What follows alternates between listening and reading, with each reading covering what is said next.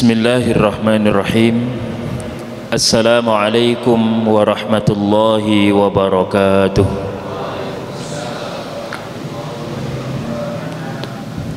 Alhamdulillahi rabbil alamin. Wa bihi nasta'inuhu wa nastahdihi wa nastaghfiruh. Wa na'udzu billahi min sururi anfusina wa min sayyiati a'malina. May yahdihillahu fala mudilla lahu wa may yudlilhu fala hadiya lahu. أشهد أن لا إله إلا الله وأشهد أن محمدا عبده ورسوله اللهم صل وسلم وبارك على نبينا ورسولنا محمد صلى الله عليه وسلم وعلى آله وأصحابه وذرياته ومن تبعهم بإحسان إلى يوم الدين أما بعد فقال تبارك وتعالى أعوذ بالله من الشيطان الرجيم يا أيها الذين آمنوا اتقوا الله حق تقاته ولا تموتن إلا وأنتم مسلمون. Bapak sekalian jemaah pengajian qabla iftar yang mudah-mudahan dirahmati oleh Allah Subhanahu wa taala, anak-anakku para peserta i'tikaf pada kesempatan kali ini yang mudah-mudahan Allah Subhanahu wa taala juga meridhai kalian semuanya. Alhamdulillah, kesempatan sore hari ini kembali kita bisa bertemu kembali dalam majlis ini untuk Ramadan di hari yang terakhir. Di hari yang terakhir mudah-mudahan Allah Subhanahu wa taala meridhai dan menerima segala ibadah kita di bulan Ramadan ini. Hadirin sekalian jemaah rahimani wa rahimakumullah,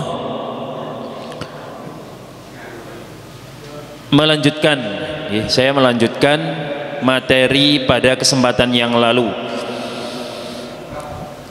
terkait dengan satu kisah yang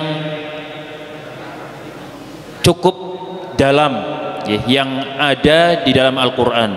Salah satu kisah yang terdalam yang ada di dalam Al-Quran, yaitu kisah daripada Nabi Musa alaihi salam dan siapa? Fir'aun. Kesempatan yang lalu atau materi yang lalu telah saya sampaikan, telah kita bahas dan telah kita baca bagaimana kisah Nabi Musa alaihi salam yang berusaha untuk berdakwah, menyampaikan kebenaran tentang siapa itu Allah Subhanahu wa taala, Rabb semesta alam, Rabbus samawati wal ard. Tetap saja Nabi Musa alaihi salam menyampaikan hak itu, walaupun sempat seolah-olah dicibir oleh Fir'aun dengan mengatakan apa itu yang dikatakan oleh Musa. Tetap saja melakukan dakwah, menyampaikan dakwah yang benar tentang siapa itu Allah Subhanahu wa taala, walaupun yang kedua dianggap sebagai majnun, orang yang gila, bahkan seolah-olah direndahkan, tetap saja menyampaikan kebenaran. Dua, dianggap orang yang gila. Mana ayatnya yang lalu? Inna rasulukumul ladzi ursila ilaikum la majnun. Dianggap sebagai orang yang gila, tetap saja menyampaikan dakwahnya. Bahkan jamaah rahimakumullah, Nabi Musa bukan hanya sekedar diremehkan, bukan hanya sekedar dianggap sebagai orang yang gila, bahkan sampai diancam. Ancamannya berat. Ancamannya adalah dipenjarakan. Akan tetapi tetap saja Nabi Musa alaihissalam berdakwah, menyampaikan al-haq, menyampaikan bahwa siapa itu Allah Subhanahu wa taala dengan benar. Maka tidak heran ketika ada orang yang menyampaikan hak, ada orang yang berdakwah dengan kebenaran, dengan sebenar-benarnya, lalu kemudian dia diancam dengan penjara. atau bahkan justru dijerumuskan ke dalam penjara. Karena zaman Fir'aun pun juga ternyata terjadi seperti itu. Fir'aun memberikan ancaman kepada Nabi Musa alaihissalam yang berdakwah tentang kebenaran siapa itu Allah subhanahu wa ta'ala. Lalu kemudian kisah yang sudah kita baca pada kesempatan yang lalu, sampai kemudian Nabi Musa memperlihatkan mukjizat Allah subhanahu wa ta'ala berupa tongkat yang berubah menjadi ular, lalu kemudian mengeluarkan tangan yang kemudian tangan ini bersinar bagi orang-orang yang melihatnya. Ini mukjizat dari Allah subhanahu wa ta'ala, tetapi tetap saja Fir'aun tidak mau mengakui keagungan Allah subhanahu wa ta'ala yang memberikan mukjizat tersebut, bahkan menganggap bahwa mukjizat tersebut, tongkat yang berubah menjadi ular tersebut, tangan yang dikeluarkan lalu kemudian bersinar ini dianggap sebagai sihir. Inna hadza la sahirun alim, kata Fir'aun kepada orang-orang yang dia berada di sekelilingnya, ini sihir yang besar, benar-benar sihir, bahwa Nabi Musa alaihissalam ini adalah pesihir yang pandai, sehingga kemudian orang-orang petinggi-petingginya Fir'aun ini memberikan saran kepada Fir'aun, kirim orang-orang, sebar orang-orang untuk dia itu memanggil, mendatangkan sihir-sihir, para ahli-ahli sihir yang handal, sehingga kemudian didatangkanlah ahli-ahli sihir yang handal ini, dikumpulkanlah ahli-ahli sihir yang handal ini, tidak terlewatkan yang hebat, yang kuat, yang handal, yang sihirnya bagus-bagus, semuanya dikumpulkan, sehingga Fir'aun mengatakan, hal antum mujtami'un. Ini di dalam ayat yang ke-39-nya, sudah berkumpul semua ini sihir-sihirnya, tukang-tukang sihir sudah dikumpulkan semua, sudah dipanggil semuanya, yang paling hebat, yang paling handal semuanya, yang paling kuat sudah dikumpulkan semua, ini sihir-sihirnya. Soalnya kita itu melawan siapa? Nabi Musa, melawan Musa, kata Fir'aun. Maka kemudian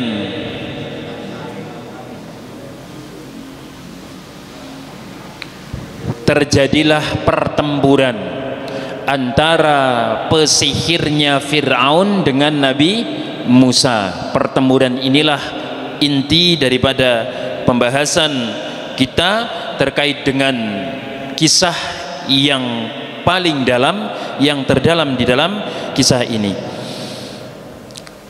Fa'alqa Musa asahu fa idza hiya talqafu ma yafikun, ayat yang ke-26. Kemudian Musa menjatuhkan tongkatnya, maka tiba-tiba ia menelan benda-benda palsu yang mereka ada-adakan. Ketika pesihir-pesihir yang handal ini mengeluarkan kekuatannya, ketika pesihir-pesihir yang kuat ini mengeluarkan seluruh kekuatannya, lalu kemudian meletakkan tali-tali, dan seolah-olah tali ini dianggap sebagai ular yang kecil-kecil, lalu kemudian dengan santainya Musa ini meletakkan, menjatuhkan tongkatnya, dan kemudian menjadilah tongkat ini ular yang besar, sampai akhirnya menelan ular-ularnya tukang sihirnya Fir'aun. Bukan ular, tali yang seolah-olah menjadi ular, ditelan semuanya. Sontak langsung fa, menggunakan fa, bukan menggunakan summa, bukan menggunakan wawu, tapi fa. Langsung saat itu ketika ular-ular mereka, ular-ular tukang sihir ini dimakan oleh ularnya Nabi Musa alaihissalam yang berubah dari tongkat itu, maka langsung saat itu as-saharatu sajidin, para tukang sihir yang handal itu langsung bersujud. Karena kalah.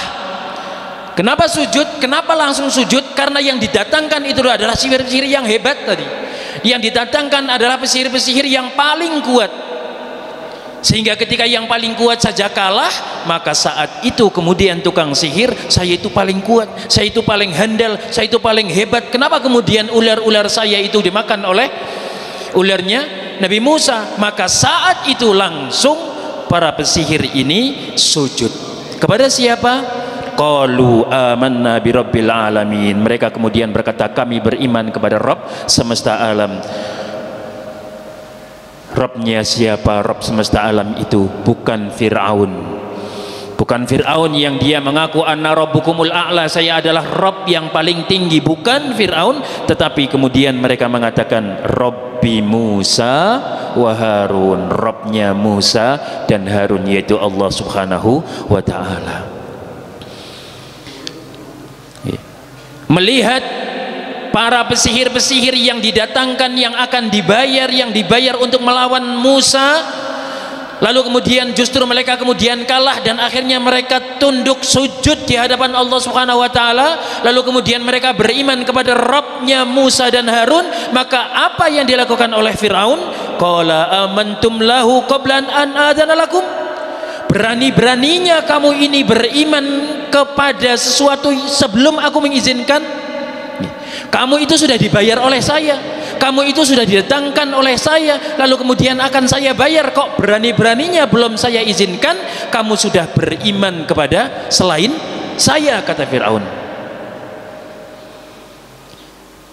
Innahu lakabirukum alladhi allamakumus sihra fasawfa ta'lamun la uqatti'anna aydiyakum wa arjulakum min khilafin wa la usallibannakum ajma'in. Karena pesihir-pesihir ini yang dia bertaubat, yang dia kemudian sujud tunduk, beriman kepada Allah subhanahu wa ta'ala sebelum diizinkan oleh Fir'aun, sehingga kemudian Fir'aun memberikan ancaman, lagi-lagi ancaman tadi, memberikan ancaman kepada Nabi Musa akan dipenjarakan karena mendakwahkan dengan dakwah yang benar, lalu kemudian memberikan ancaman kepada tukang sihir yang sudah bertaubat dengan taubatan nasuha, sudah berhijrah dengan hijrah yang sebenar-benarnya. Apa ancamannya? La uqatti'anna aydiyakum wa arjulakum min khilafi wa la usallibannakum ajma'in. Akan saya potong tangan kalian bersilang. Ancamannya kepada tukang sihir ini, diancam akan saya potong tangan dan kaki kalian bersilang. Kalau yang dipotong tangan kanan, maka kakinya adalah yang kaki kiri, bersilang. Lalu kemudian yang kedua, wala usallibannakum ajma'in, dan aku akan menyalib kalian semuanya.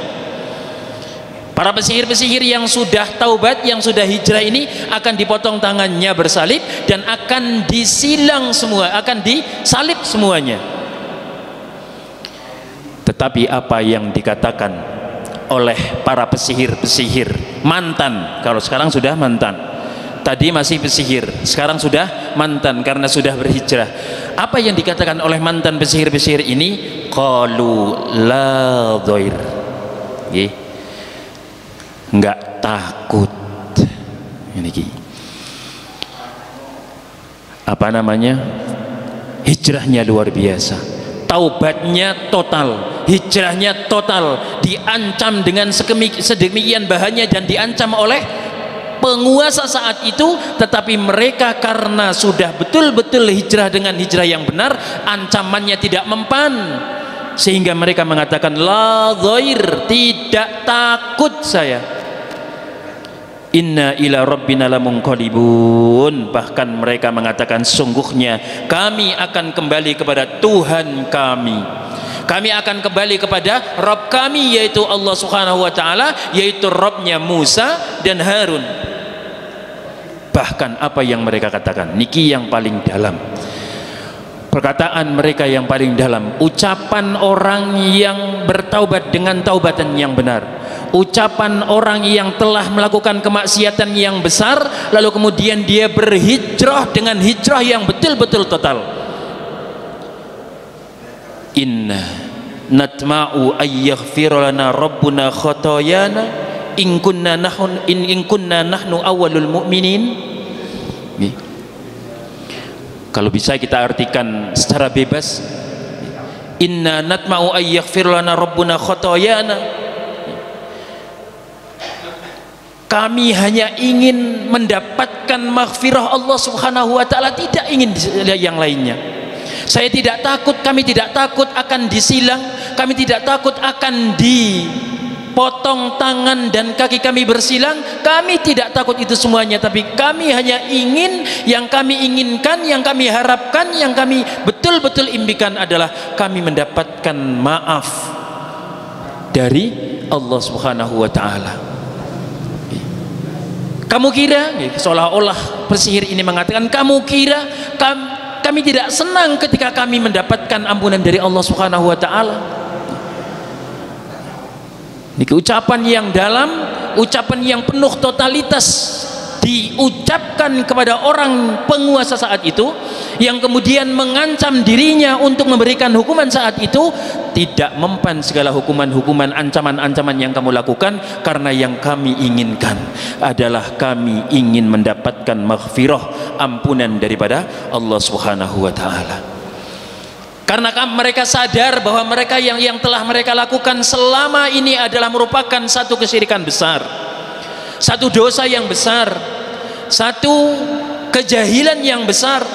Perbuatan-perbuatan sihir, praktek-praktek sihir yang mereka lakukan ini merupakan kesalahan yang besar yang mereka lakukan. Mereka sadar betul, sehingga kemudian mereka mengatakan, inna natma'u ayyaghfir lana khotoyana, yang kami harapkan adalah kami mendapatkan ampunan dari kesalahan-kesalahan kami, dari keburukan-keburukan dan maksiat-maksiat kami kepada Allah subhanahu wa ta'ala.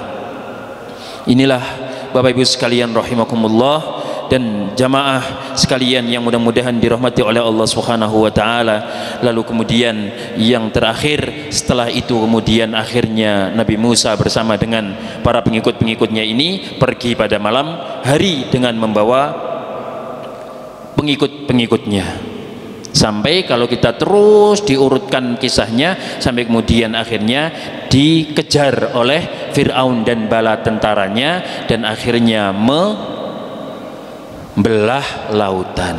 Bapak Ibu sekalian dan rekan-rekan, anak-anakku sekalian, para peserta i'tikaf yang mudah-mudahan dirahmati oleh Allah subhanahu wa ta'ala, sekali lagi kisah ini memberikan pelajaran besar, pelajaran dalam kepada kita semuanya, bahwa satu, tetap berada dalam kebenaran, tetap berada ke dalam kebenaran, tetap mengucapkan al-haq, walaupun ditentang, walaupun diancam, walaupun dihina, akan tetapi Allah subhanahu wa ta'ala pasti akan bersama kita.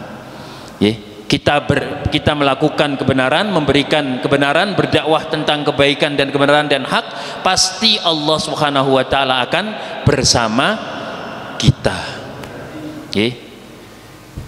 Contohnya ini Nabi Musa, kesempatan yang lalu kita singgung, Nabi Musa diberikan tongkat. Yang tongkat ini Nabi Musa tidak tahu saya harus bagaimana dengan tongkat ini. Belum diberitahu terlebih dahulu ketika harus melemparkan tongkatnya, dan tongkat ini ternyata menjadi ular, belum diberitahu terlebih dahulu. Begitu kemudian dilemparkan, ternyata tongkat ini menjadi ular, lalu kemudian bisa mengalahkan pesihir-pesihir itu, dibantu oleh Allah subhanahu wa ta'ala. Bukan masalah tongkatnya, bukan masalah tongkatnya, tetapi masalah dia berada dalam kebenaran atau tidak. Sekalipun seorang misalnya membawa tongkat, tetapi ketika berada dalam kebatilan, maka tongkat ini tentu tidak akan ada nilainya. Tetapi sekalipun yang dibawa adalah tongkat dan tidak tahu apa yang harus dilakukan dengan tongkat itu, tetapi yakin bahwa saya berada dalam kebenaran, ternyata Allah subhanahu wa ta'ala membimbing dengan tongkat tersebut. Sampai akhirnya kemudian tongkat itu pun juga tidak pernah diberitahu sebelumnya bahwa ketika bertemu dengan lautan maka ketukkanlah tongkat ini, lalu kemudian lautan ini bisa terbelah. Belum diberitahu sebelumnya, diberitahu sebelumnya. Tetapi masalahnya bukan, sekali lagi, bukan masalah tongkatnya, tapi masalah kita berada dalam kebenaran atau tidak. Ketika lari dalam kebenaran, ingin menyelamatkan diri dari penguasa yang zalim, untuk mempertahankan kebenarannya, lalu kemudian Allah Subhanahu wa taala bersama dia sampai akhirnya tongkat yang dipegang oleh Nabi Musa alaihi salam berubah fungsi. Yang sebelumnya berfungsi mengalahkan pesihirnya Fir'aun, memakan ular-ular, tali-tali yang menyerupai ularnya pesihirnya Fir'aun. Yang pertama seperti itu, tetapi yang kedua kemudian fungsinya berubah menjadi seolah-olah alat untuk bisa membelah lautan, sehingga Nabi Musa dan pengikut-pengikutnya bisa menyeberangi lautan dan selamat daripada pengejaran-kejaran Fir'aun dan bala tentaranya. Demikian jamaah rahimakumullah, kita menyelesaikan satu kisah yang cukup memberikan satu pelajaran yang besar untuk kita semuanya. Mudah-mudahan kita senantiasa kokoh, kuat, teguh dalam kebenaran, sekalipun ancaman, sekalipun gangguan, sekalipun godaan, sekalipun hinaan selalu menerpa kita. Akan tetapi mudah-mudahan kebenaran yang kita pegang kuat-kuat, insya Allah Allah Subhanahu wa ta'ala pun akan berpihak kepada diri kita semuanya. Maka doa kita apa?